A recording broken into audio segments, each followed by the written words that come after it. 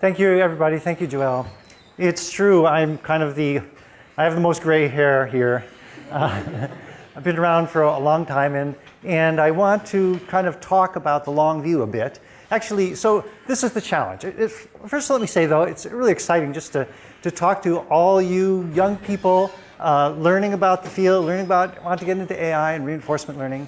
And it's just like, it's a special opportunity. I really appreciate it. And so when I do this, I have to think of what can I try to communicate to you, because you know, we have really a brief amount of time, and the field is immense. I've written a whole book on the subject, and so what can I try to do? Now, my topic nominally today is temporal difference learning, and certainly I'm going to talk about that. But I also want to, you know, just speak to you as young people entering the field, and just tell you what way I think about it from a sort of a longer view. And well, so I think the first thing to be said along those lines is that this is a really special time, and we can look forward now to doing an amazing thing, which is maybe understanding the way the mind works, the way intelligence works.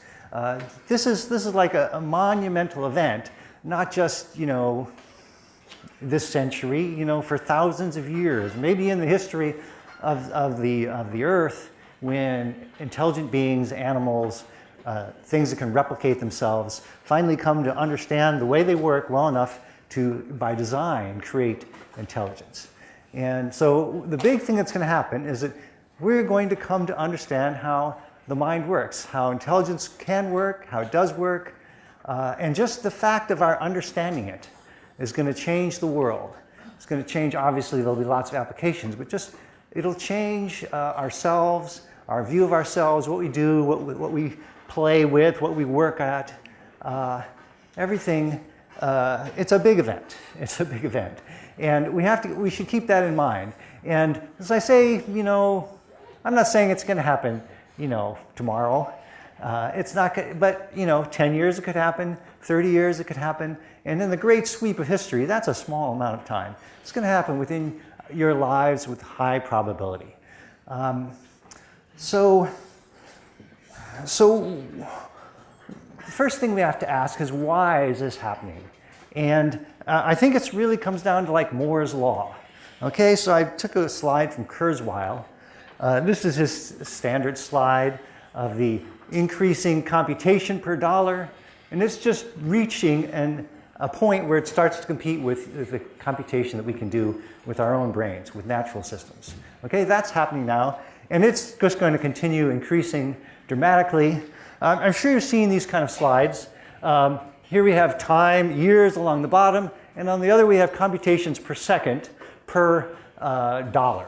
Okay, and you see it's a log scale, so of course a straight line would be exponential increase, and Kurzweil argues that it's actually slightly super exponential. But the point is, the computations become available to us, has become enormous, and that changes things. It's the rise of deep learning, and all that is purely because of GPUs and computation getting cheaper.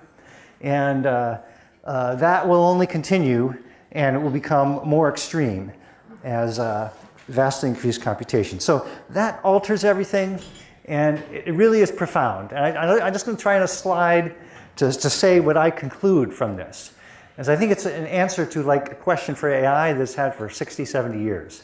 Okay, so the answer, I'm just going to do a couple slides like this, but I guess I should, one last bit of preface is that my talk today is going to be like half, you know, these big things, okay, and like I'm starting to do now, and half like really small things, where you go back to the foundations, real stuff that's basic that we need to understand.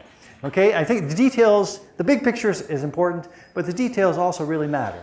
And like we heard a lot of specific algorithms early today, exactly how they work is really important. The details matter, but the big picture matters. Sometimes we lose sight of the big picture. Sometimes something becomes so obvious that we overlook it. I think the computation is along that lines. And its implication in a phrase is that methods that scale with computation are the future of AI. Okay? And that's that's by scale with computation, I mean as we get more computer power, those methods become more powerful. And this has not always been true. But certainly it's true of learning and search methods. These are what we call general purpose methods. And it's the answer to this, one of the oldest questions in AI.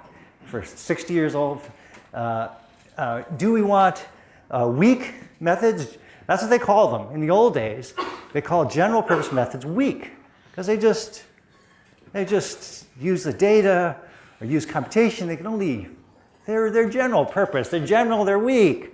Okay, that's what they called them in the old days. The strong ones were the ones that would lose human knowledge and human expertise and human insight to make their system so much better. Okay? Now, probably you guys are thinking that's crazy. The general purpose ones. Are you thinking that with me? General purpose? How many of you go human insight? Oh, some of both? Okay. Yeah. That's a nice compromising sort of position. And so all today I'm going to try, or all in this big part of the talk, I'm going to try to talk about, I'm going to present strong views, okay? Really maybe you should do compromises and nuances, but it's good to talk about strong views because they give you a working hypothesis, they give you a point of view, and you can say, this is a strong point of view. You don't have to believe it. You have to say, well, that's a strong point of view that I should be thinking about. And then maybe you have several of them. Anyway, so I'm going to present the strong point of view that this question has been answered, and it's been answered in favor of the weak methods. Yeah.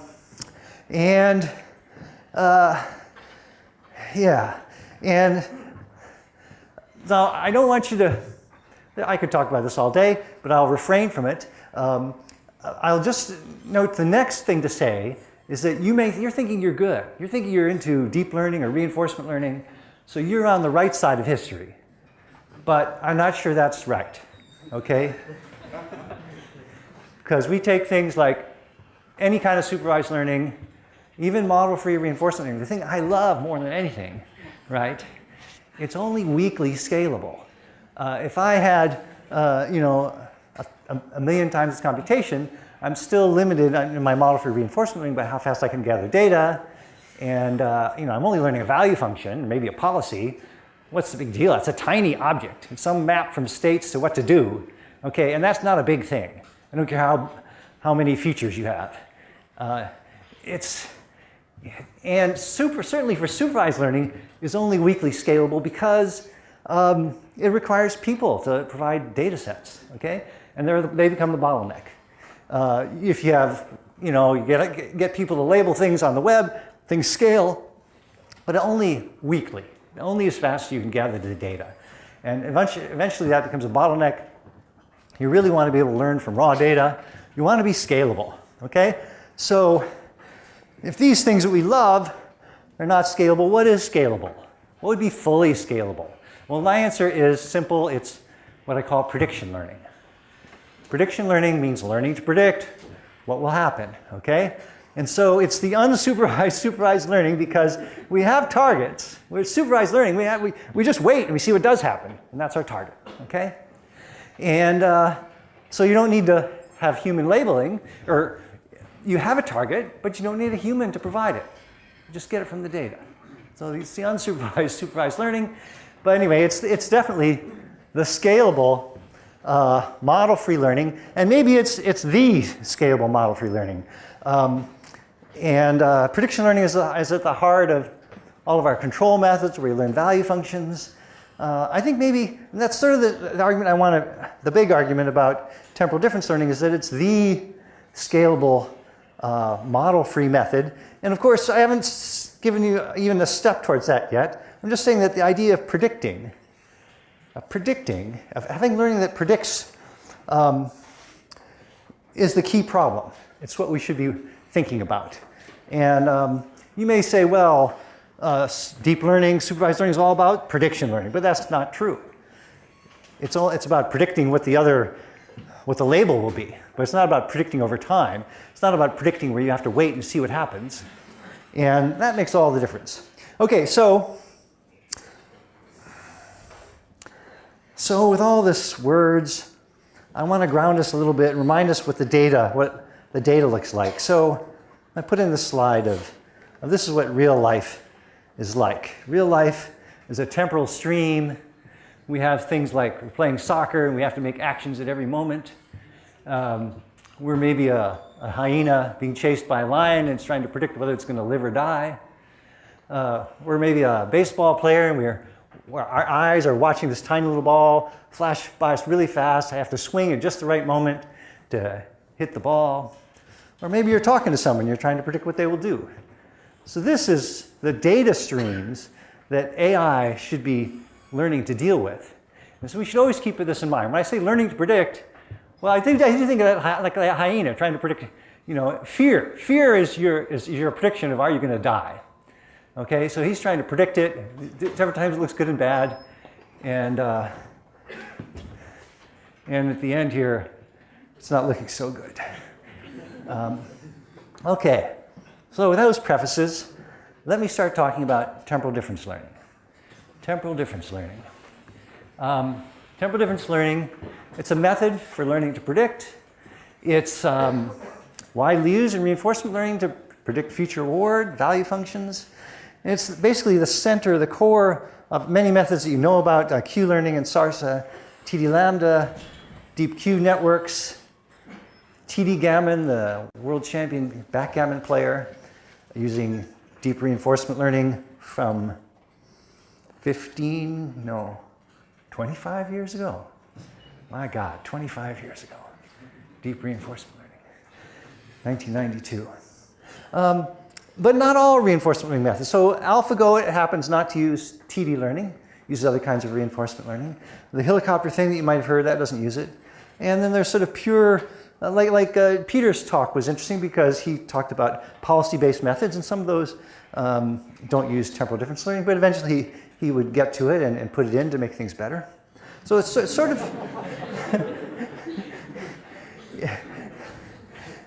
yeah. So it's sort of optional. It feels like it's optional. Many people will say it's optional, but I do want to argue that you do want to use it, that really you should always be using it. It's ubiquitous. And okay, it seems to me how the brain works. What else say? Oh, now it can be used to predict anything. It's for general method for prediction learning, not just for rewards. Okay? So don't be fooled by, in reinforcement learning, you read all about TD, it's all about predicting value functions and reward. But we can use it for anything. And since my talk is just about TD, I want to be sure to think about this general use. Question? Not saying that it's key to AlphaGo, but don't they use TD learning to train value functions that they use to evaluate states at the end of the research? Yeah, I've forgotten exactly the details. The initial learning system was learned from actual outcomes, actual games, and they would go all the way to the final outcome. They would make a prediction, look at a position, make a prediction of how am I going to win or lose, and they would go ahead and see who actually won the game at the end. And they would use, well, who actually won, instead of a temporal difference learning. So that's what we want to work for. Do they wait and see who actually won? Do they see the outcome or the return? Or do they update it a guess from a guess? Okay, let me make that clear. So that's my next slide.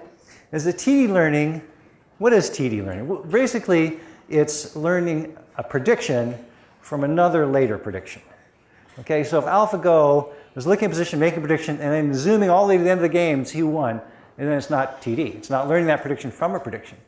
On the other hand, if you make a prediction from a position, and then you make one move, and you see your next prediction, and you use that next prediction to form a target, then you're doing TD learning. Okay? So the quick phrase is we are learning a guess from a guess. Okay? Sounds a bit dangerous, doesn't it? What would constrain it? What would tie it down? Okay, but that is the idea. We want to learn an estimate from an estimate. And we have to talk about whether this is good or not. Okay? The TD error is the difference between two predictions, two temporally successive predictions, right? So if you're playing your game, you say, I think I'm winning, and then you take another move, and oh, now I think I'm losing. You try to learn from that. You don't know who actually is going to win, not yet. But you try to learn from the temporal difference in your predictions, okay? Now, after that, it's the same as what you're all used to. you just have an error and you send it back proper through or whatever you're doing. And so it's just really, where does the error come from? Or where does the target come from? Does the target come from the end of the game, or does the target come from the next prediction? Okay, so here's the example of T.D. Gammon, originally 1992, and he had a backgammon position, and he would send that into a neural network, which would filter through actually just a single, well, he had many versions. The standard version was a single hidden layer, and you'd end up with this probability of winning. And the error then was the probability of winning in one position minus the probability of winning in the next position. So we look at the change in the estimated probability of winning, and that was used as the error that would be back propagated through it. And this would just stick it in a corner, playing against itself, learning from itself, from its own trial and error. And it came out to be competitive with the world's best players, really the best in the world. Okay, so that's familiar. Now, I'm trying to get to this question. This question is, do you need to use TD learning? Because all this is to motivate. The motivation is the most important. Do I need to use TD learning, or can I get away with it? Because if you go to the field now, maybe even in reinforcement learning, you'll find a good fraction of the people don't believe in TD learning. They think they can get away without it. Okay, and so it's a real question we should all be asking. Do we need it? Or I want you to understand, I want you, even as people learning about the field, to be able to engage with this question and know the basic facts pertinent to whether we need to use TD learning. Okay, so I will skip over Atari, and because you've seen that already. So TD learning, when do we need it? Okay, well, it's only relevant on multi-step prediction problems. That's the first thing. Only when the thing predicted is multiple steps in the future. So obviously, if you're predicting the outcome of a game, that's multiple steps in the future. But if you're predicting a label, or in AlphaGo, where the initial data at least was, here's a guess, and then I'll just see who won the game. And if you just use who won the game, then it's essentially a one-step prediction. Okay? Okay, so now I want to say that it's really broadly applicable. I've said it's only applicable when you have multi-step predictions, but really everything you want to do is going to be multi-step prediction. If you want to predict, I have some examples. Multi-step prediction. If you want to predict the outcome of a game, if you want to predict what a stock market index will be, well, really, you could just predict what it's going to be, but you'll get more data on every day after that, and you'll make new predictions. So you'll make repeated predictions about a long-term outcome. If you want to predict who'll be the next president, you can predict that every day as a new event happens. If you want to predict who the U.S. will go to war against next, so all these are long-term predictions. They don't jump to the end. Now, even if you want to predict a sensory observation, if you want to predict just the very next sensory observation, that would not be multi-step prediction. But if you were to predict, even 10 steps ahead, or a discounted measure of the future, those are long-term or multi-step predictions. And yeah, we go back to the real world, the hyena and the lions, or the conversation, or Messi playing soccer. He's got to make long-term predictions. It's not, what's the next thing? It's, am I going to make this goal? Will I get around that fellow? Where's the ball going to be in a few milliseconds from now? All these things are multi-step predictions. Now, can we treat it? Can we just use our one-step methods? Like, sure, things happen bit by bit, but ignore that. Just wait and see what happens. Like see who won the game, and use our one-step methods. And or can you learn a one-step model and then compose your model? Okay? And the answer is that we really can't do these things.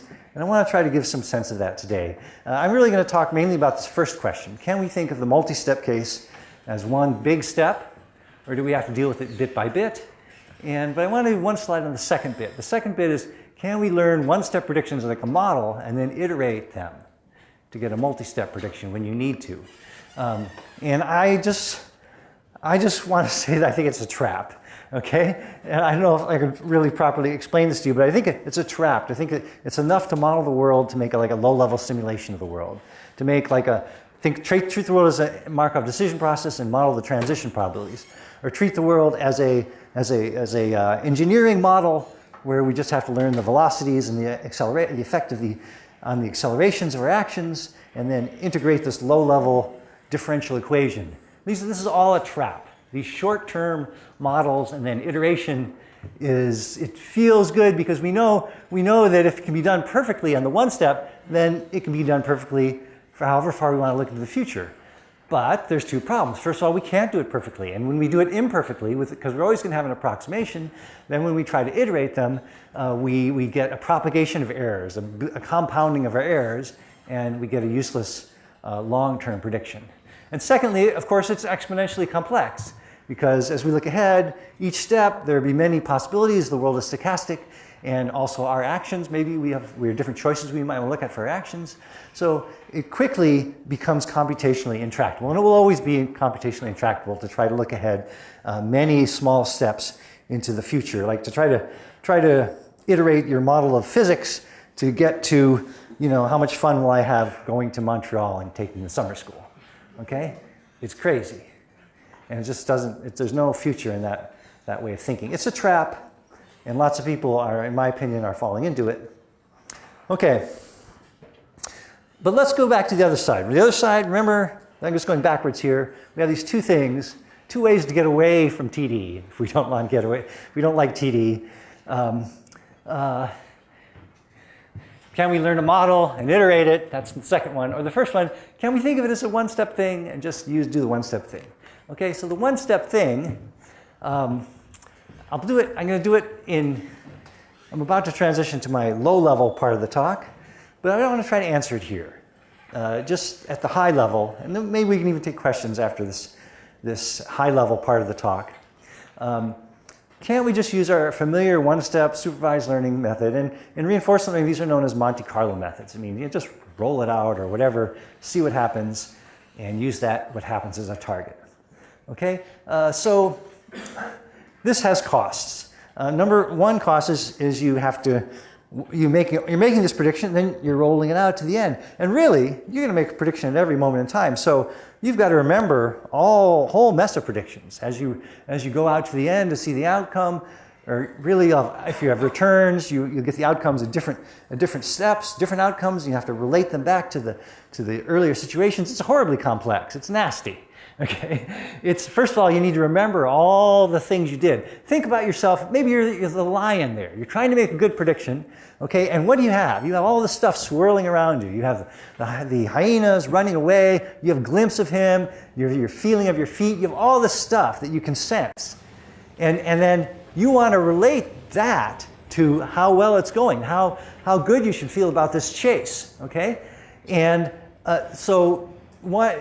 Is it sensible to think, or it'd just be much better if you can do it now? If right now, when all this stuff is in your mind and in your sensors, learn if it's going well or going poorly, and learn now, as opposed to wait 5 seconds later when you have had a large number of frames of different sensations, different patterns of sensation. You've forgotten. If you had to wait 5 seconds till the end of it, it's too late. You can't remember all that. Whatever you remembered will be a tiny shadow of the real, vivid representation you had at the time it happened.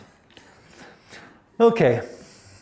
And of course, the computation is poorly distributed. You can't learn now. So what are you doing now? Later you'll find an outcome. You'll have to do all the learning then.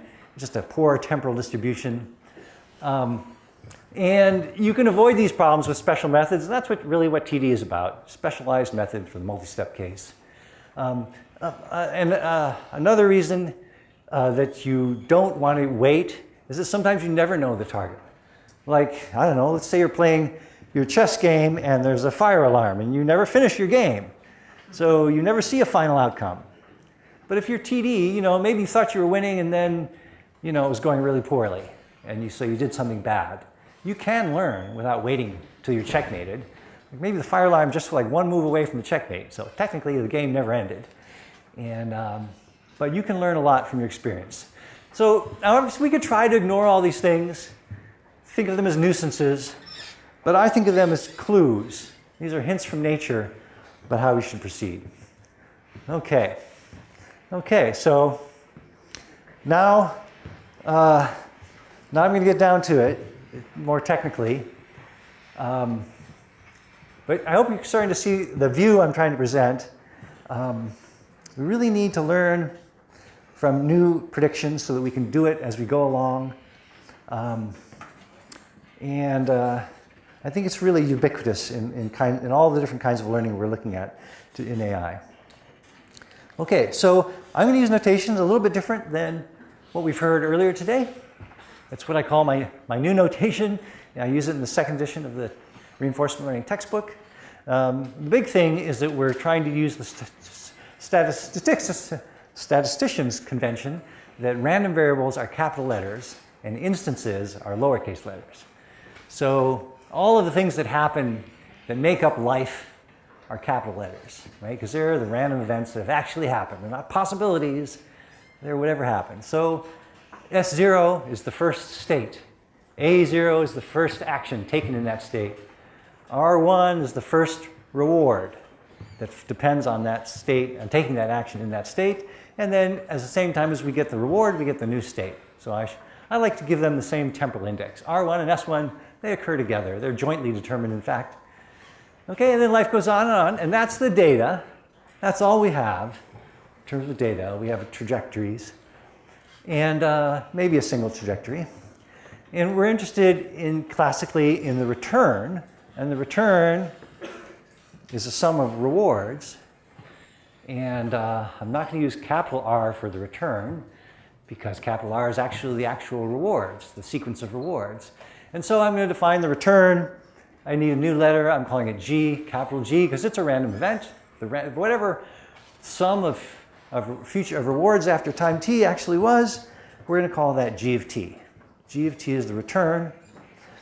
And as we note here, if I can use this thing, this dot just means that this is a definition. It's not a statement of something that's true because it follows from other things that I've said. It's a definition. So G of t, the return, is the sum of the future rewards with the discount rate is the most common way of dealing with it. And if that, of course, can be written, now we're going to use equality because it's not a definition, that equals the first reward plus gamma times the sum of all the later rewards. We're just taking one factor of gamma out of all of these guys. So this is now no gammas. This one is one gamma. Now this guy is two gammas. We just take the one out. And then the rest of this is the sum of future rewards from one time step later. Okay, so it's a bit like what we started with. It's just like the same thing. It's G of t plus 1. Okay, this is just a definite. This is a true equality here. Any return can be written as the first reward plus gamma times the next return. Okay, and that is going to be the basis for our temporal difference learning because we're going to basically going to use this is we're going to use this as a target. We're going to use the next reward plus gamma times the next return, essentially as a target. I guess that's going to be explained right next. We look at a state value function. Okay, since we're using capital letters for the random variables, I can't use capital V for the true value function. Okay, it's got to be lowercase, and it's a function of the policy. So V pi of S, where S is any particular state.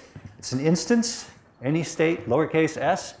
Its value is the expectation of the random variable, the return, if we started in that state S. Okay? So what we can expect the return could be under pi. Pi is the policy. So it's some way of picking the actions. Of course, the value of state depends on what you do. If you dance at the top of the Grand Canyon, it might be bad. But if you can sedately walk up to the railings, it's good. So policies, values depend on policies. Okay, so then, since this is the return, we can just use the above equation. The return can be written as the first reward plus gamma times the rest of the return. And then since we're taking the expectation of this is the expected next reward and the expected value of the next state. Okay, so that naturally leads to the notion of an error. We can compare the estimated value of a state at some time to the reward and the estimated value of the next state. Okay, so that's going to be our TD error. This is what we're going to use to replace the normal conventional error. Now this V is a random variable, because this is our estimate, and our estimate will depend on what happens, and so that is random. The estimated values are a random value, or a random function, and so it's capital, and that's our TD error. You got it, the TD error? Was that clear? Good. Okay, so now let's talk about our methods. I want to contrast supervised learning, and remember I said supervised learning is called Monte Carlo in this context. So what exactly is that? That's we take our estimated value function for the state that we run into, v of s of t, okay, we're going to update it based upon some experience. Okay, here's the experience. Here we are at s of t, and this is the tree of the things that might happen. Like we might pick either of these two actions, and if we did pick this action, either of these two states might arise. So yeah, the black dots are actions, the open dots are states. So basically, this is the tree of all the futures that might happen, and in this case, we're imagining that there are terminal states. We're basically adding things up until we reach a terminal state. So here is a particular trajectory that might happen. Let's say it did happen. From that state, we went this, and then we terminated. Okay? So we now, once we've terminated, we know what G is. We know what the return is, and we can do this update rule. We can compare our estimate for the state at time t up here to the actual return, and we make that error, and then we do an increment. This is the step size alpha, so this is a number like 0.1. So we increment towards this target. Okay, that's a standard. It would be a Monte Carlo learning rule, a supervised learning rule, and that's the competition for the TD method. The simplest TD method looks instead like this.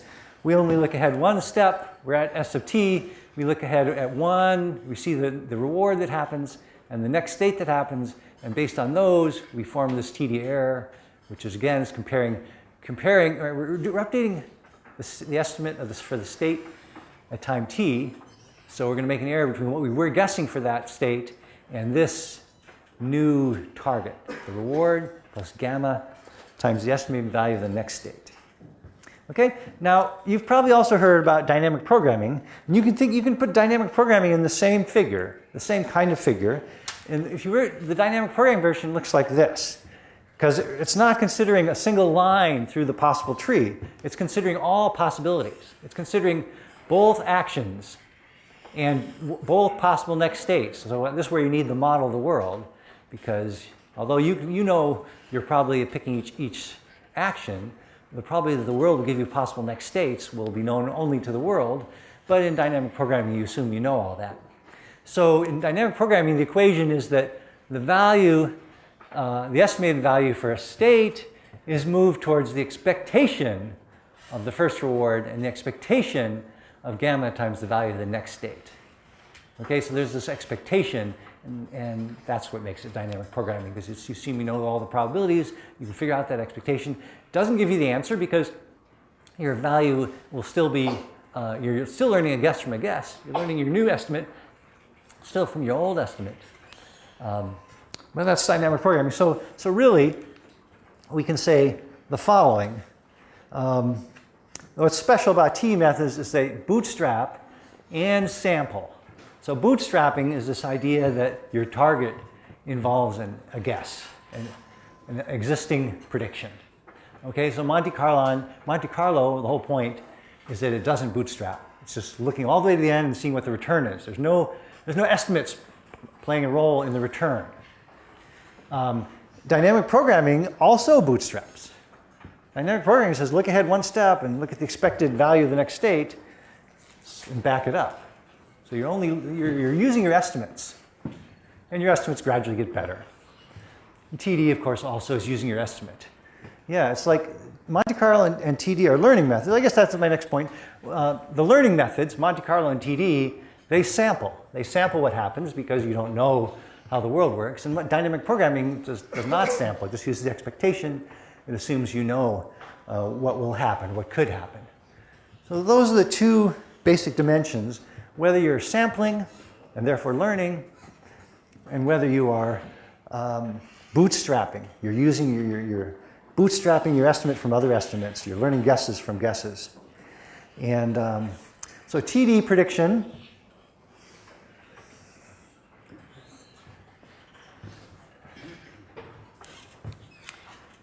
basically, I'm just saying this is the update you saw before. We're updating the Monte Carlo is here and the TD is there. So just the contrast is that one, the target is the actual return, and the other is the target is this sort of one-step estimate of what the return will be. Okay? Now let's do an example. So here I am. I'm coming home after working a hard day at the office, and I'm trying to guess how long it will take me to get home. Okay? So I'm leaving my office. It's Friday at 6 o'clock. I have some other features, and I make a guess of how long it will take. So I'm going to guess it'll take 30 minutes to get home. Okay? So, and that's my prediction of my total time because I haven't gone. I'm just starting now, so my elapsed time is 0. Now, as I come out of my building, go to the parking lot, and I see it's raining. Okay, and it's raining. It's going to take me longer because everyone drives slower in the rain. So I think, well, first of all, I've already spent 5 minutes just getting down from my office into the parking lot, and I also think it's going to take me longer. I think it'll take me 35 minutes from now, for a total of 40 minutes. Okay, so what I want you to see, the first thing you want to see is that my guess about how long it's going to take me, and my guess about the total time to go home, it's constantly changing. As I get more information, I revise my estimates. Okay, so to carry the example through, I start getting my car, I drive on the highway. It turns out it didn't take as long as I thought. I've spent 20 minutes total now, and I think it'll only take me 15 more to go home. It wasn't so bad in the rain, and so that's 35 minutes total. So this column is my total estimate as it goes up and down, and then I get stuck behind a truck on a secondary road, and so I think it's going to take me longer. And then I reach my home street, and I think it'll take me 43 minutes, and it does take me 43 minutes. Okay, so that's a possible thing that might happen, a possible trajectory. And what I want you to ask is what you might learn from that. Okay, so if you're doing a Monte Carlo methods, you just say, well, it took me 43 minutes to get home. That's the answer. So all my estimates, my first initial estimate of 30 minutes, that's going to be moved towards 43 minutes. That's the error. In fact, all of these will be moved up towards 43 minutes because whatever guess I made at each point in time, it should be moved towards what actually happened or whatever is remaining in the future at that point. Okay? Now, if you're using a TD method, if you're using your guess, you're going to learn a guess from a guess, then something very different happens. So even some of the signs change. So your first prediction will move up because you started out at 30 and then after you found out it's raining, so you'll move up. But this one, for example, will move down. And all the errors are different. All the errors are different. In the long run, it'll all wash out. But for all actual learning is very different. Okay, now I also want you to think about the computational consequences. Okay, if you're doing TD, then when you're here and you go to the next stage, you get an error, and you can update right away. You can say, well, why did I make that prediction? What are my features there? How shall I change those? What are the contents of my deep network that led me to make that prediction? I need to change those. And that's true at each step. So when you go from here to here, you can update this guy, and then you can forget about it, because you're never going to update him again. Whereas in Monte Carlo, you have to remember why you made each one of these predictions until you get to the end. Then you have to go back and say, well, okay, why did I make that one? and then adjust its weights, with knowledge of its feature vector and the contents of your network, and so on. Yeah, and it's terrible. It's distribution because all this time you're doing nothing. You're driving home, but you can't do any learning. Okay, you can only wait till the end. You know the answer, and then you can go back and to all the earlier things and learn them. So the distribution of computation is poor. The memory is poor. It's just kind of inconvenient. It's much more convenient if you can do it as you go along. And you think about it. You're in your car. You're trying to drive home. You get stuck behind a truck. Do you say, this is bad? I say, it's going to take me longer than I thought. I was too optimistic before. You don't say, well, maybe this truck will disappear. And you don't say, hold judgment. You could hold judgment until you get home. But, my feeling is I'm learning as I go along and I'm responding to what I see. And we actually do learn as we go along. Okay, so I think I've said these things. In TD with Monte Carlo, you can be fully incremental, learning as you go along. You can learn before you know the final outcome. This means you need less memory and less peak computation. You don't have to do it all at the end. You can even learn if you never find out how long it takes you to actually go home.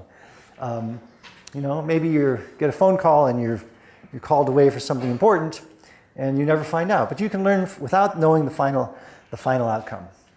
Now, when you do the math, both of these methods will converge, and so the only question is which is faster. Okay, this is the only question, but it's a big question. Okay, so I don't know. Let's just do a simple experiment and find out. Okay, so here's a trivial experiment. I don't know. I did this a long time ago. Just a random walk, and it's meant to test the idea of which one of these is better. So we're gonna have 5 states, and we're just gonna have an estimate for each state of what the outcome will be. Okay, this random walk, it takes 50-50 step, right and left, and you start in the middle, and you go back and forth, back and forth, back and forth, until you end at one side. Okay. If you end at this side, you get a 0, and you do get zeros all along the way for your reward. But the way you get a non-zero is if you end on the right side. You get a reward of 1. Okay? So are you with me? What's the correct prediction? So the correct prediction, there's no discounting here. So we're just trying to predict the sum of the rewards up until the end. What's the correct prediction for the start state C? You're in C. What's the correct prediction for the expected value of your return? Gamma squared. Gamma squared. Gamma is 1. Oh, then what? So the expected return. So if you go blah blah blah blah blah blah, and you end on this side, the return is 1. If you end on the other side, the return has to be 0. When you start in the middle, what do we expect the return to be? By symmetry, it's going to be like 0.5. Okay? And state B, I don't know, it's going to be less than 0.5. And state A, still less. Anyone want to guess what they are? The true values of all the states? C is definitely a half. What do you think B is? Guess? Just guess. A third. A third. Yeah. A third side is a third. And the next one is a sixth. Yeah, these just go by sixths. 1 6, 2 6, 3 6, 4 6, 5 6. And those are plotted here. This thin line is supposed to be the true values. So state A truly has a true value that's 1/6. And state B is a true value that's 1/3. This has a true value of 1/2, and so forth. And these other lines are the estimated values from applying TD to it. Okay. So with TD, you do have to care about the initial conditions because it's making a guess from a guess, right? So your guesses, affect things. They either pollute things or brilliantly provide good guesses of the value. Okay, so the initial guess is 0. So at episode 0, all of the estimated values, or excuse me, all the estimated values are a half, because since there could be zeros and ones for possible returns, it seemed reasonable to start the estimated values all at a half. Well, that happens to be right for the middle state, but it's quite a bit wrong for the other states. And then we're going to do episodes, and we're going to learn on every time step, and we're going to update the states according to the TD rule. And after one episode, we have this darker line. This is the episode number. After one episode, we have these values for our estimated values of the 5 states, right? So what do you know happened on the first episode? You ended on this side because, well, what's going to happen? What is this TD rule going to do? What is the TD error going to do? Let's say that we start in the middle and we could go either way, we move around. Well, what's the TD error going to be? It's going to be the reward. The reward at the beginning is going to be 0. And then it's gamma's 1, so we forget about gamma. And then we just basically the change in the value. Okay? And if you went from, say, this state to this state, what's the change in value? 0, because their estimated values are all a half. And so we went from one state, from an estimate of a half, to another state was estimate of a half. So as we go all this bouncing all around, nothing is going to happen, really, until we run into one of the ends. Well, we could run into this end, or we could run into that end. If we ran into this end, we'll go from a state that was a half to, the terminal state. The terminal state always, by definition, has a value of 0. Okay? So over here, if you did this transition, you get a reward of 1. A reward of 1. The starting state here would be a half, and you get this thing that has 0. Okay? So it'll be 1 minus a half. It'll be positive a half. Anyway, the estimate of state E would go up. And that didn't happen, because here's the estimate of state E. It's still at a half. Instead, what happened is we ended on this side, and we went from here that had estimated value a half to this thing which has estimated value 0, the terminal state. And so we went from a half to 0, and our TD error is minus a half. So we moved down from a half towards 0. And you can actually see how far we moved. We actually moved from a half to 0.45. And so our step size alpha was 1/10. Okay? We can understand this algorithm. It's very simple. And then as you get more episodes, you get closer and closer to the true value. After 10 episodes, you get the blue line. After 100 episodes, you get close to the true values. You never get exactly to the true values, because there's always randomness in the individual episode, and alpha is non-zero, it's a 10th, and so you keep bubbling around the true values. So that's an example. Now, let's compare now Monte Carlo versus TD on this problem. Okay, and we have to draw whole learning curves now, and we have to worry about what's the value of the step size. Okay, so what I'm showing you, and this is a learning curve, meaning the x-axis is time, or episode number, and the y-axis is some measure of error. It's actually the root mean square error averaged over the 5 states, and many iterations of the whole experiment. I guess 100 iterations of the whole experiment. Okay, so as I said, they're going down. Everything's getting better over time, but things will not go to 0 because we have the step size, 1/10, or whatever their step size is. It's always going to be there, and we're always going to have some residual error. I don't know, which one should we look at first? Maybe Monte Carlo. It's simpler. Monte Carlo, you just wait until you know what the final return is, and then you do your update for all the states that were visited. So if you take a nice slow learning rate, 1/100th, we just gradually move down towards 0 error.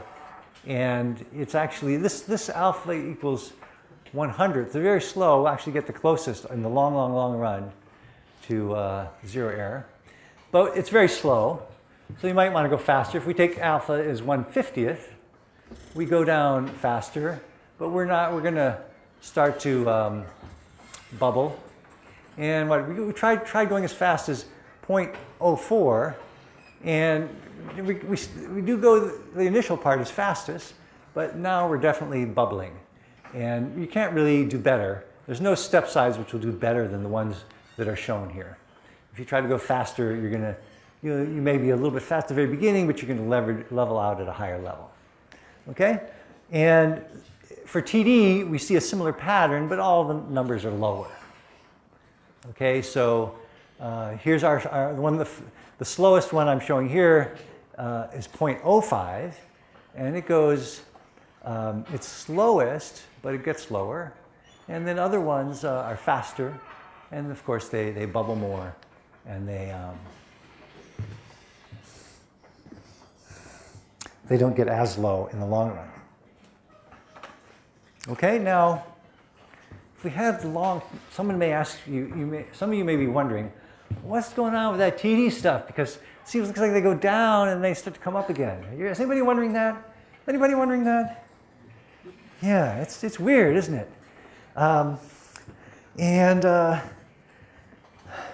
It's real. It's not a bug in my program. That's the first thing to be sure of. Yeah, it has to do with the fact that actually starting out the estimates at a half is not stupid. It's actually a reasonable guess. If you started all the estimates out at something really bad, then you wouldn't see that bounce. I call it a bounce because we go down, then we seem to bounce, and we come up a little bit higher. And that bounce is really interesting. It has to do with the fact that we do have some effect of the initial estimates in TD, and whereas we don't really, at least not as much for Monte Carlo. Okay, so this is just a random walk, and I've been systematic about the random walk, and I don't know, the big picture is that TD is faster, okay? There's a bounce, okay, whatever, but it's still much faster. But this is just one problem. This is just a random walk, okay? Maybe there's something special about the random walk. Or maybe if I did it on, Atari games, I would get a more fundamental result. Now, I like to do simple things. Question? Yeah, so the thing that it goes up, it means that it doesn't converge? Oh, no, they all converge.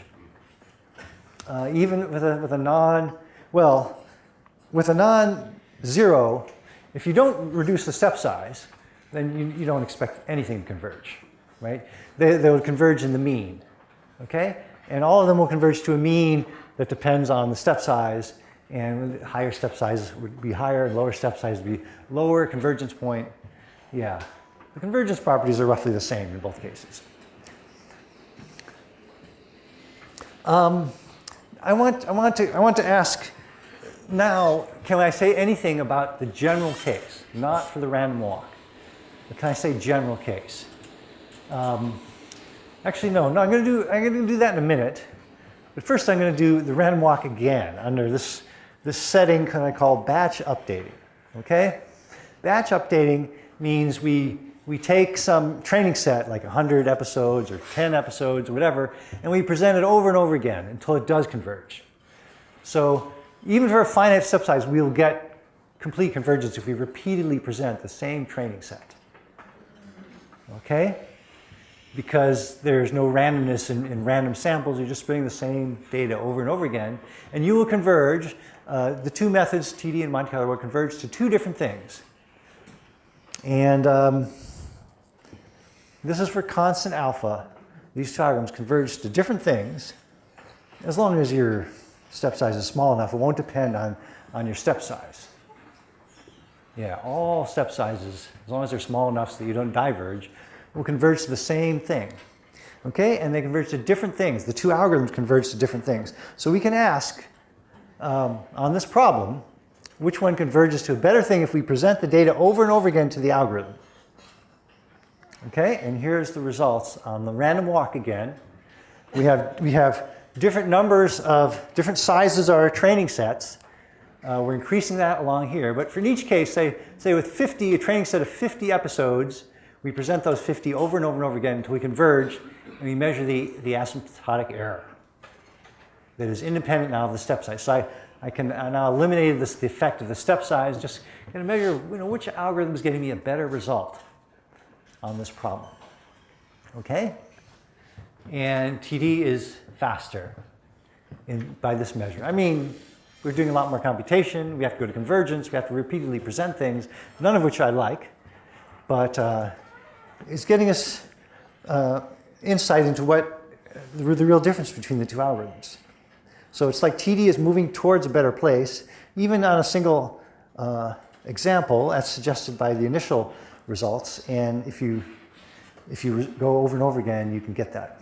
Okay, now this again is all a random walk, and you have to ask if this is happens on all problems. So one approach would be to do all problems, and that's obviously not satisfactory. So what can you do instead? You can try to prove a theorem, okay? And you can also try to get insight. I guess I'm going to try to get insight first, and then we'll do the formal result. So let's try to get insight into us as people. I want you to be the predictor. Imagine you were having some experience. So imagine you were experiencing a training set of these eight episodes. These are all very short episodes, right? So most of them are episodes like B0 means I'm in state B, and then I get a reward of 0, and the end of the that's the end of the episode. Okay? Or I see state B, I get a reward of 1, and that's the end of the episode. The only non-trivial episode is this first one, where I'm in state A, I get a 0, and then I go to state B, and for B I get a reward of 0, and that's the end of the episode.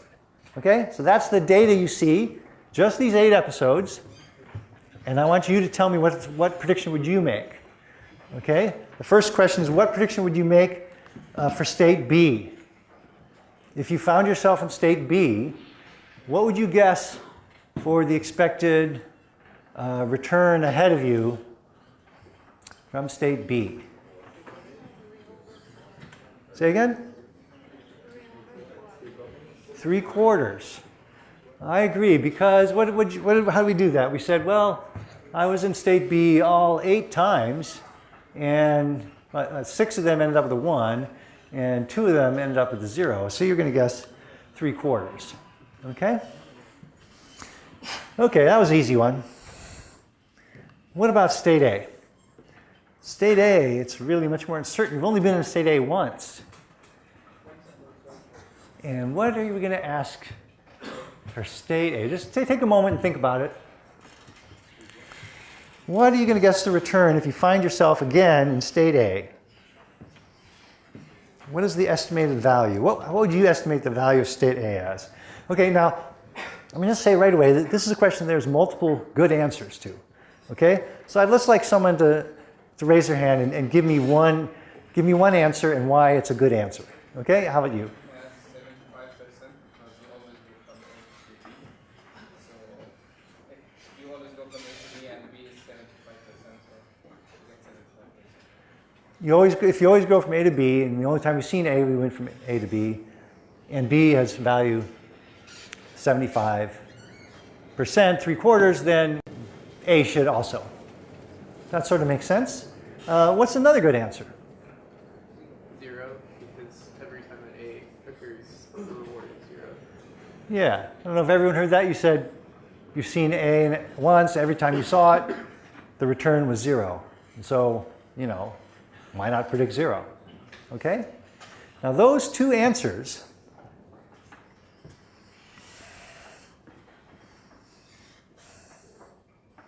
are the Monte Carlo's answers and TD's answers. Okay, so we could say 0. That's what Monte Carlo would say. Monte Carlo just looks at what happened. I was in A once, and the outcome was 0. So I should predict 0. Monte Carlo. Now the other one is what TD predicts. It's also what you would predict, and this is the gentleman explained what was going on in his head. He was saying, well, I'd seen A go to B, and all that sort of stuff. He was building in his head this model. He was saying, the only time I've seen A, it went to state B. By the way, the reward was 0 on that transition. So let's guess that that happens every time. And then in B I saw 8 times, and 6 out of the 8 went one way to a 1 and then stopped.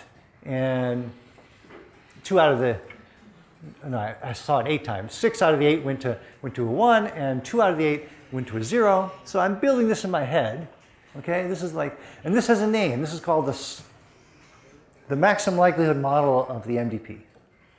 It just means what you'd get by counting. Say how often do you go from here, turn those into probabilities. Okay, this is the maximum likelihood model of the underlying Markov process. And then if you take this model and you solve it, if this is the true world, then the true value is 3/4.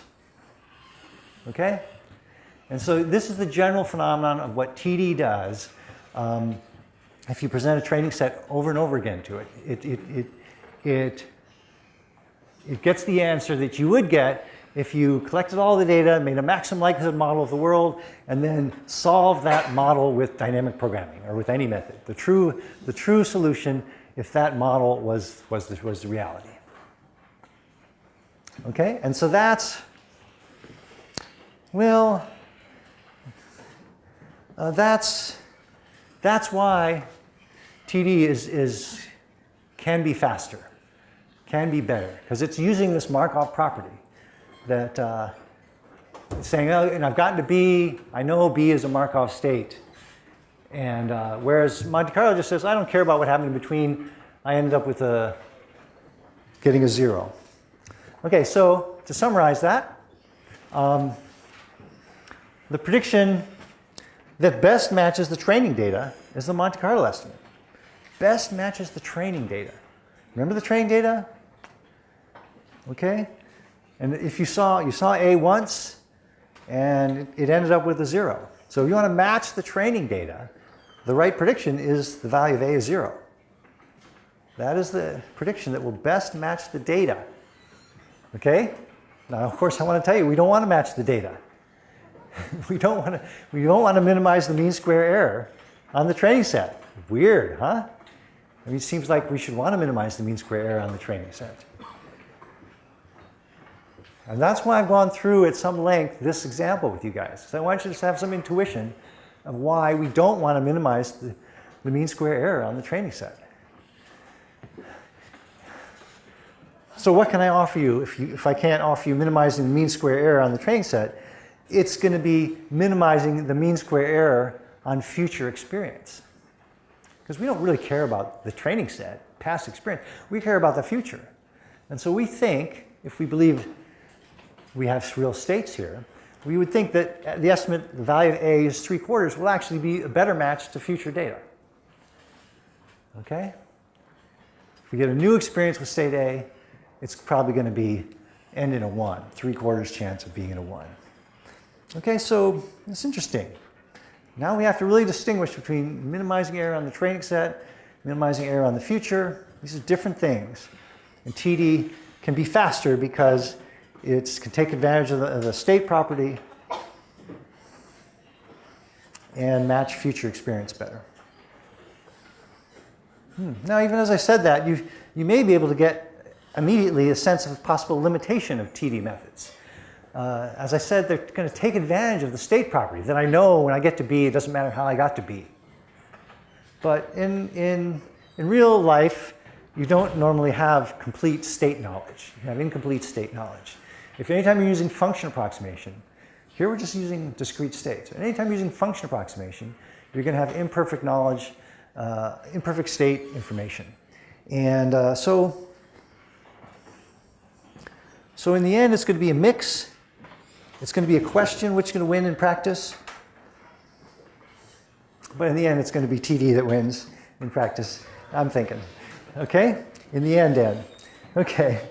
Okay, so, yeah. Can I make a question? Good. Good time for questions. So usually when you introduce the problem originally in the beginning of your talk, you use B to predict the return, right? Yes. The reward. But in this example, B is predicting the No, V is still predicting the sum of the rewards from the state to the end. And so you remember the example was A is followed by a 0, is followed by B, is followed by another 0, is followed by termination. So we're still trying to predict the cumulative reward until the end. Okay? Thank you for clarifying that. Question? Yes, thank you for this possible disadvantage that if you are fitting the Markov model, Yeah. said it can be a drawback. And coming back to the initial comparison of this initial idea that to be scalable, you really have this computing to be non-local. Yes? Yes. You said that. And then I was thinking that, I mean, if you have an explicit representation of the states, Yes? then the memory overhead of MC is linear. Because you have the states there, you can put just a number of them and remember who they are. Yes, it's linear. And of course, the computation is not localized. That's okay. But then if you have an implicit representation, where you point to when you said about function, having a function approximation, then of course in this case TD is not going to be sublinear. Yes, depending on the size of the representation of the function. But then the updating this function, this compact representation can be expensive. So there's something there about the space and the locality that is like it's hard to have both of them. So let's think that through. So let's assume that instead of having a table lookup, this is all table lookup, but instead of that we have a complicated neural network, right? And so then when we get a new error, we have to backpropagate through the network. We have to do somewhat expensive computation, but it's not, should we consider that expensive? I'm going to say no, because even the backpropagation of one error, backpropagation through the network, that complexity is the same order as a forward pass to the network. So we already spent we had to make the forward pass in order to get the prediction. And so there's an equivalent complexity to do the update. So even though it's a bunch of weights, we should consider that cheap. Okay? Okay. It's linear in the size of the network. Good. Good. Any other questions? Good. Okay, so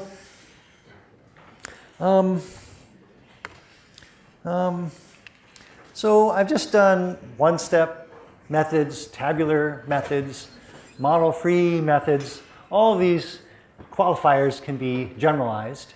But even here in this simplest case, one-step method meaning we're looking from one step to the next step rather than one step to 5 steps ahead like in AC3. But we can see the basic ideas. And it's tabular. Tabular is easy to think about, but all the ideas really do generalize to the network case. Complicated function approximator. We've seen the basic things is that we're going to bootstrap and sample, combine aspect of dynamic programming Monte Carlo. The TD methods are computationally congenial, just a little bit of work on each step, and you don't have to wait until the end and then do a whole bunch of work. And if the world is truly Markov, then TD methods are faster. That's what we see. And it has to do with the past data versus the future data.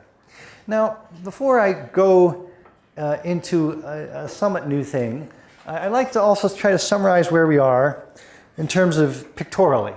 Okay? What today we've talked about contrasting TD method, a one-step TD method, which is like, this is the little picture is what I use to summarize the method. The thing at the top is the thing updating it. And this says I go ahead one action and one next state, and then I use my estimate here to improve this guy. So this is like a picture of the algorithm. And the same kind of picture for Monte Carlo is you want to improve the estimate of this guy's value. You go ahead one state, one action state, all the way to the end, and you see the final outcome, and then you back all that up. Okay, so, and this is like a dimension. You can occupy intermediate methods. You can do two-step methods, 3-step methods, 4-step methods, 5-step methods. This is like an infinite step method where you go all the way to the end of the episode. And then There's the parameter lambda you might have heard about in TD lambda, the eligibility trace parameter. It's really a bootstrapping parameter. It determines, it's not the number of steps, but it's analogous to the number of steps. So this is really a dimension, and we can occupy any point along this dimension. Okay? And now there's a second dimension, which is, are we going to use planning? Okay, are we going to use knowledge of the model of the world? Okay, dynamic programming. Dynamic programming is this corner. It means we're still going to do one-step methods. In dynamic programming, you only had one step. And use your estimates at one step, look ahead into the future.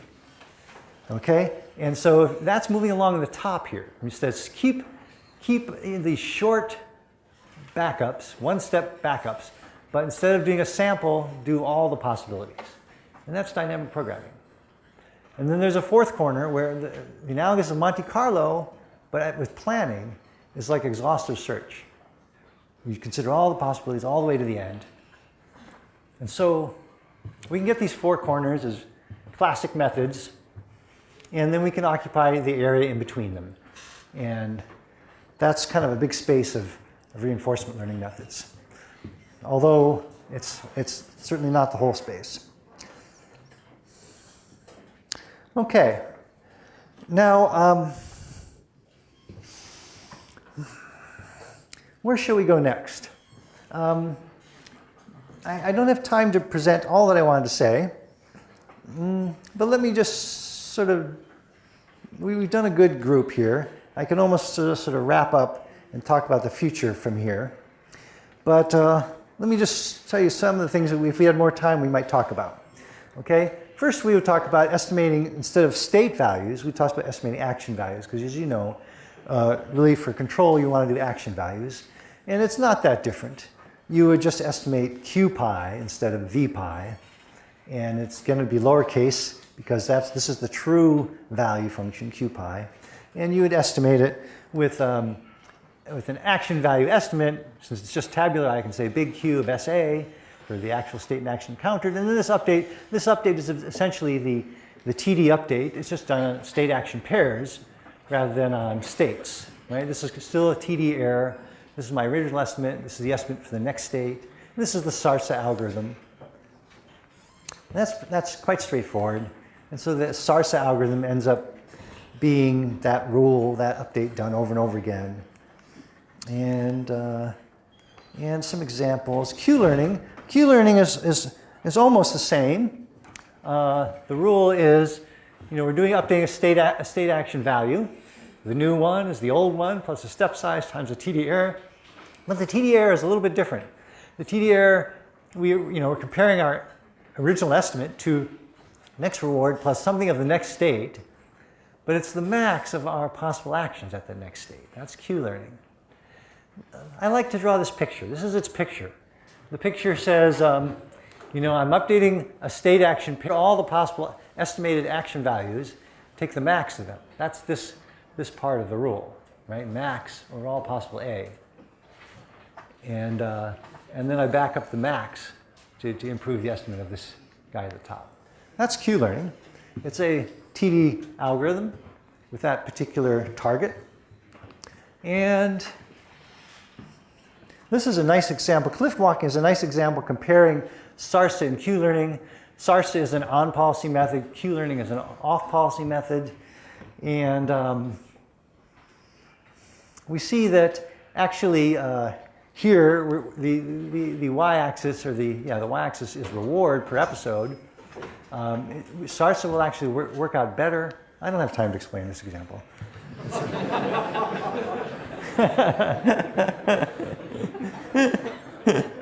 I didn't want to do something that you guys didn't really understand.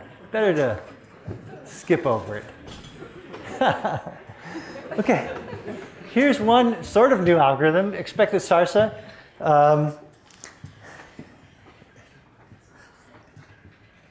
Expected SARSA, if we look at the picture, right? In Q-learning, you take all these possible things you might do, and you take the best of them. Take the max. The arc means a max. And if you don't have an arc, then it means expectation. Okay? So an expected sarsa, you don't take the best of the things you might do. You take the expectation based on how you would actually do them according to your policy. So here we are, we're summing over all the things we might do. How likely are we to do it under our policy, which we know. We know our policy. We know how likely we are, like maybe it's epsilon greedy. And we take the expectation, the action value times our likelihood of doing that action, and we back up that. Okay? And that's arguably an improved version of sarsa. And it can also be made an off-policy version of sarsa. And there are some other novelties. You can do an off-policy version of expected sarsa. And I've used the word off-policy a couple times without explaining it. I'm sorry about that, but off-policy means that you're learning about a policy that's different than the one you're following. Okay? And on-policy means you're learning about the same policy as the one you're following, the same one that's generating the data. So the way to remember it is that on-policy is almost one policy. And in on-policy methods, there is only one policy. It's a policy you're doing, it's a policy you're learning about. But very often, these want to be different. Like, you want to do something that is more exploratory. And you might want to learn the optimal policy. Okay, so if you're going to learn the optimal policy, but you're going to actually get your data in an exploratory way, which is not going to be optimal, then you have two policies. Okay, and then you're in the realm of off-policy learning. Q-learning does this, but off-policy learning is theoretically more difficult and more challenging for our methods. Okay? That's off-policy. Okay, so basically I just extended these things to control. Okay, now, and we've seen some methods that can do the on-policy case and the off-policy case. We didn't talk about double Q-learning. Okay, so but I've talked a lot about do we want to use Monte Carlo or do we want to use TD? Okay, and there's a sense in which we don't have to choose, because if you use an algorithm like, if you use TD, you can parametrically vary lambda or vary the height of your backups to give you any intermediate point between one-step TD and Monte Carlo. You can get both. And a key neat way of doing this is with the parameter lambda, the bootstrapping parameter, which I didn't really talk about, but it is a way to vary parametrically between TD and Monte Carlo. So if lambda equals 0, which is the left side of all these graphs, that's pure TD, pure bootstrapping. Okay? And if lambda is 1, that means you're not doing any bootstrapping. It's Monte Carlo. Okay? Okay, so now all these graphs have lambda across the bottom, so it's basically like this, to pure to no bootstrapping. And they all have a measure of performance on the top, where in all cases lower is better. Okay, so it's like a mountain car, and you want to have few steps to get to the top of the hill. Okay, so and what you see looking at this is that performance depends on lambda. This is the random walk, and it's actually not best at lambda equals 0. Pure TD is not the best.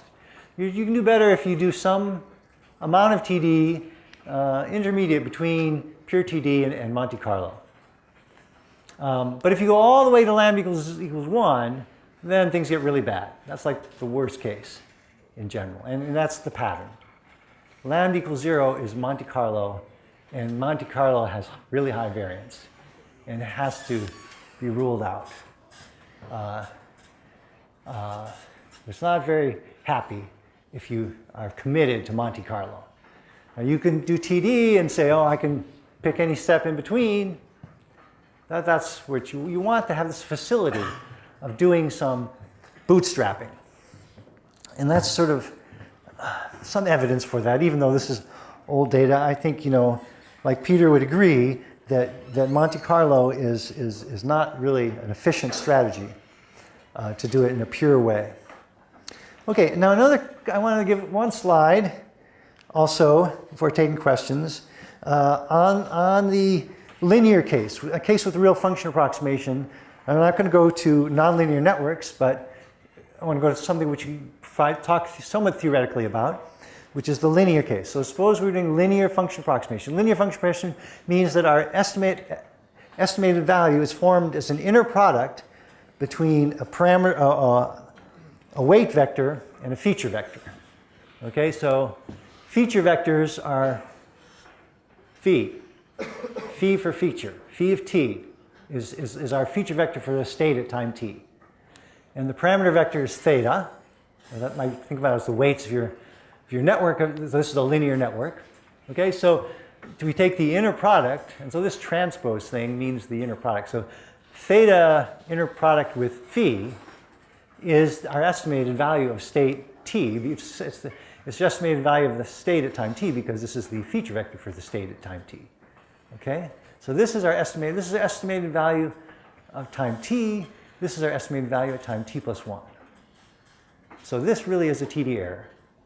And this is a TD rule. The TD rule is that the parameters are the old parameters plus step size times our TD error, and this thing you need the gradient. In general nonlinear cases would be a gradient of the prediction with respect to the parameters. In the linear case, it's just the feature vector phi, excuse me. Okay, so that rule should be fairly familiar to you now. It's just a TD rule using a stochastic gradient descent.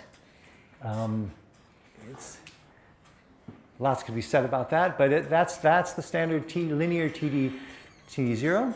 And if you look at this, you can of course write it like this. You can take the phi and carry it inside. Here it's there, and you carry it inside here with a little some transposey stuff. You can write it like that. And this is a vector. If you take the expectation, we're going to take the expectation. Okay, so in expectation, the new feature vector is the old one plus a step size. And this thing in expectation, what is it? Okay, well, I'm just going to make some names for it. This thing is a vector, and this thing is a matrix times theta. Okay, so B is what I'm going to call that vector. So that vector B is just the expected value of this thing. It is a well-defined vector. You don't know it, but it's there. And this thing is a matrix because it's an outer product of the feature vector with a change in the feature vectors.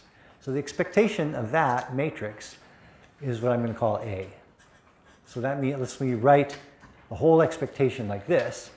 And now I'm interested in what happens at the fixed point. Where will this settle in expectation? Where will it converge? Where will the expected update be 0? Well, the expected update is basically this part. So I want to know when is that 0? Well, that's going to be 0 when B equals A theta, or when B minus A theta is 0. Okay? And that theta, that's a special theta for which this is true. So B minus A theta equals 0. I'm going to call that theta TD because it's the fixed point that TD converges to, the linear TD converges to. Okay? And then you can just compute it. So B is A times theta, and so you have to take the inverse of A, and you get the TD fixed point is the A inverse B, and which by the way is a key to another algorithm. Least squares algorithm says estimate A directly, even though it's a matrix. Take its inverse and also estimate B directly, and then multiply them together to get, that's how the least squares TD works. Okay, but this is a way of computing what the algorithm converges to, and then you can say something theoretical about it. This is our guarantee that we get, that the mean square value error, a measure of how off the values are, is bounded by an expansion times the mean square value error of the best theta. So this means that we don't find the best theta, okay? But we do get an expansion of it. Anyway, so that's what the theory would look like if we had more time to talk about it. I just want to mention quickly some of the frontiers, some things that people are working on now. Off-policy prediction is a big area people are working on, trying to generalize to the off-policy case. Also, we'd like to talk about have some theory for the case of nonlinear function approximation. There's just a little bit of that. There's also very little convergence theory for control methods, period.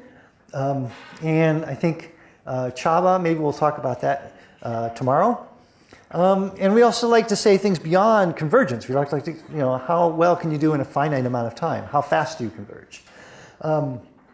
Now, when you combine TDE with deep learning, a lot of different issues come up. And I think there's just a lot of uncertainty. Do we really need a replay buffer? So that one of the folk theorems is that, especially you have instability and correlation, quote correlation, so we need this thing called the replay buffer. But I think there's lots of questions about what happens when we combine TDE with deep learning. And finally, the idea of predicting things other than reward. Remember, I started with that. We might want TDE is a general prediction method, multi-step prediction methods. We want to use it to predict other things, and in particular, we want to learn a model of the world. So in conclusion, I guess what I want to say is something like this. The TDE learning is a uniquely important kind of learning. Maybe it's ubiquitous. We're always going to be using it. And I think this may be true. It's a hypothesis. So anyway, it's learning to predict, which is perhaps the only scalable kind of learning. It's a kind of learning that's specialized for general multi-step prediction, which may be the key to perception, modeling the world, the meaning of our knowledge. Its key idea is to take advantage of the state property, which can make it fast and efficient, but can also make it asymptotically biased. And its other key claim to fame is that it's computationally cheap, congenial, and we're only beginning to explore different ways to use it for things other than reward. Thank you very much.